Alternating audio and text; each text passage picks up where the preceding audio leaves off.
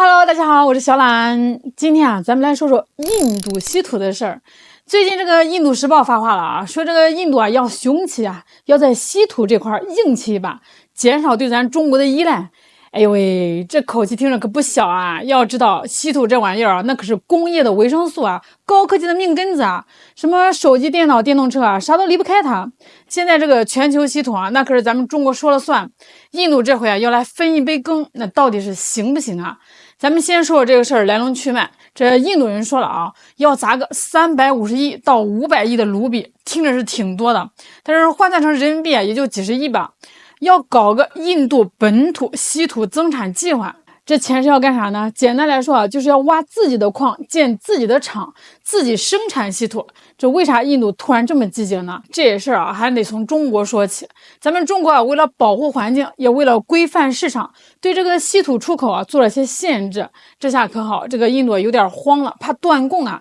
特别是他们的汽车产业啊，尤其是电动车，那可真是高度依赖中国稀土。你想啊，现在的电动车多火呀！这个印度啊，他也想抓住这波浪潮，发展自己的电动车产业，结果发现啊，这个稀土卡脖子，那心里能不着急吗？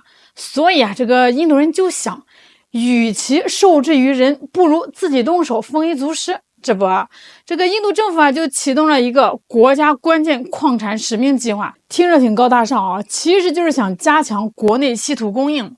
他们还给本土公司啊提供各种优惠的政策，鼓励大家建厂子，搞这个稀土加工和磁铁生产。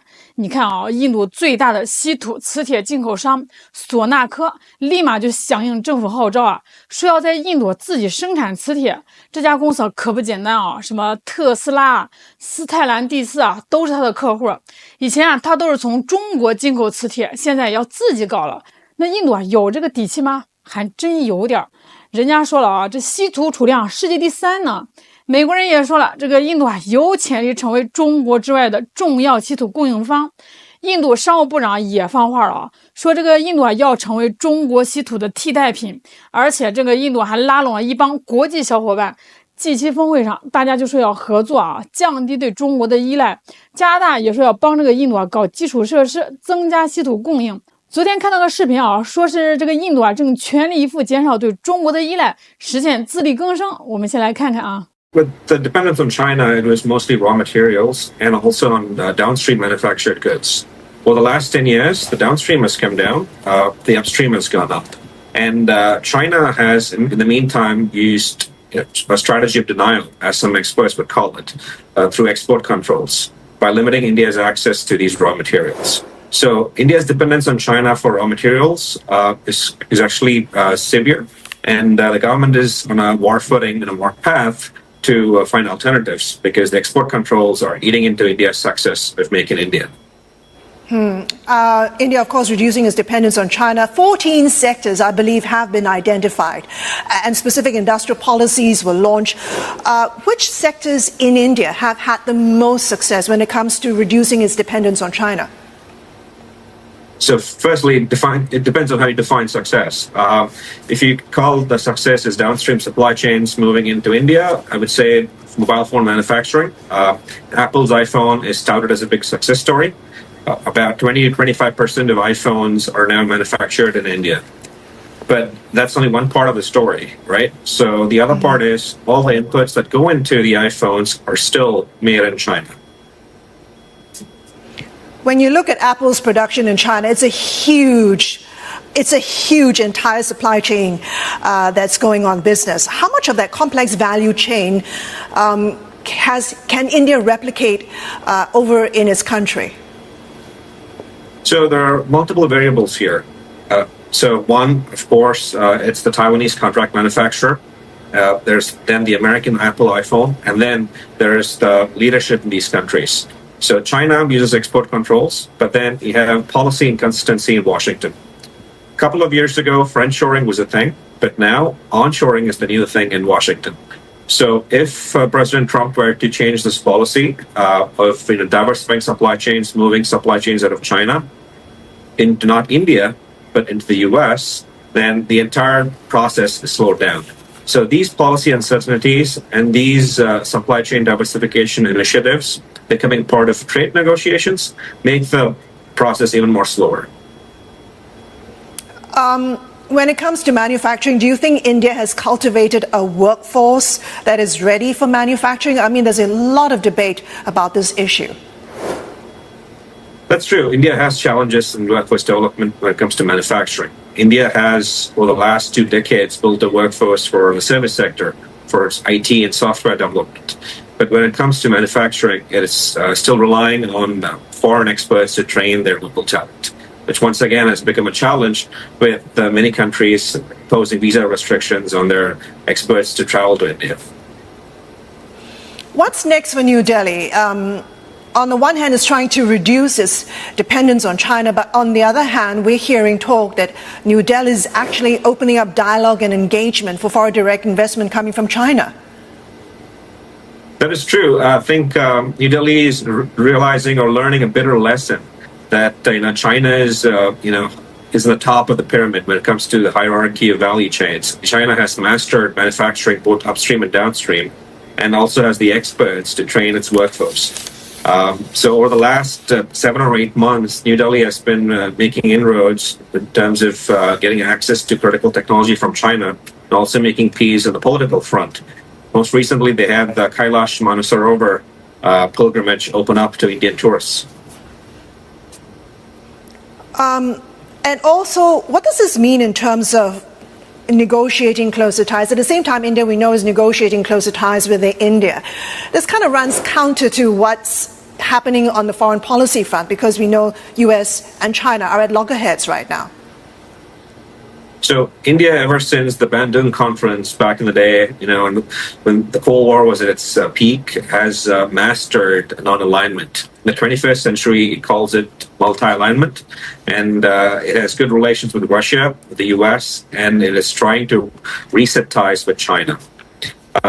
Because let's face it, India has many challenges domestically, so India has to make friends and cannot be political or ideological when it comes to making partnerships. Where do you see government policy heading next? So the government policy, the next step would be, a natural step would be to reduce reliance on China, but also build or cultivate the homegrown talent, whether it's upstream manufacturing or also having partnerships with countries that can provide the alternatives to China, particularly in the raw material space. So we see that happening a tad bit, I would say, with raw materials and critical minerals. Indian government is finally waking up to the fact that critical minerals are the most controlled export of China's, and India has to tap into its reserves. India is the top 10 when it comes to critical mineral reserves, but it does not, exploit it. So it is beginning to look at it. So I think that's the one good way to approach the challenge. 看来这个印度是想全方面摆脱对中国的依赖啊，特别是稀土方面。但是各位，这事情真的有这么简单吗？我看未必啊。这个印度想在稀土这块翻身可不是一件容易的事儿。首先技术不行啊。这个印度兴业公司的老总就说了，印度在冶炼技术和这个研发方面还得投大钱。因为一些关键的技术现在只有中国和日本掌握。其次呢，基础设施跟不上。这印度缺乏大规模稀土开采技术和这个基础设施，那就算是有矿也挖不出来运不出去再说了，这个印度国内的稀土供应链现在就已经很紧张了。这印度最大的汽车制造商最近就因为稀土部件短缺，不得不削减电动车产量目标。这清华大学的专家也说了印度稀土战略面临3大瓶颈。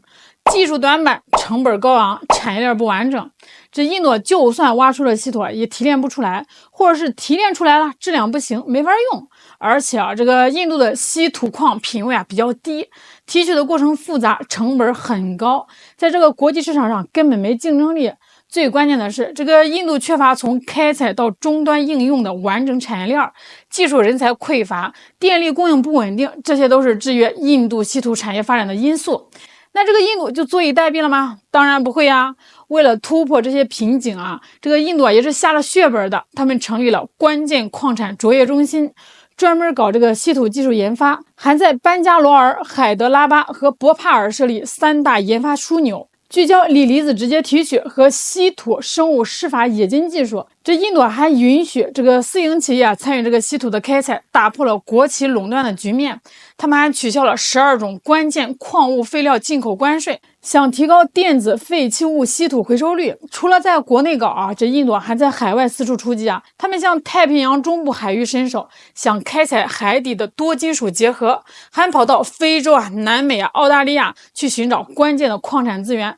比如啊，这个印度和马拉维启动了联合关键矿物勘探和生产项目，这目标啊是到2028年形成5000吨每年的稀土氧化物产能。他们还和智利签署了锂资源联合开发备忘录，获得了南美锂三角核心区域的勘探权。这总的来说啊，就是印度啊想在稀土这块硬气一把，摆脱对中国的依赖，这个想法是好的。但是啊，现实很骨感哦。技术、成本、产业链这3大瓶颈哦，可不是那么容易突破的。短期来看，印度稀土产量太低，成本太高，很难威胁到中国的主导地位。但是如果这个印度能够继续加大研发投入，加强国际合作降低生产成本，那就有可能承接一部分中低端稀土加工需求，分流一部分国际市场。不过要撼动中国资源加技术加市场的立体优势形成所谓的市场替代，那可不是件容易的事儿。所以各位，这印度稀土的事儿咱们就当个热闹看看。这印度想雄起，还是得加把劲才行啊。好了，今天就给大家唠到这儿了，我是小懒，我们下期再见。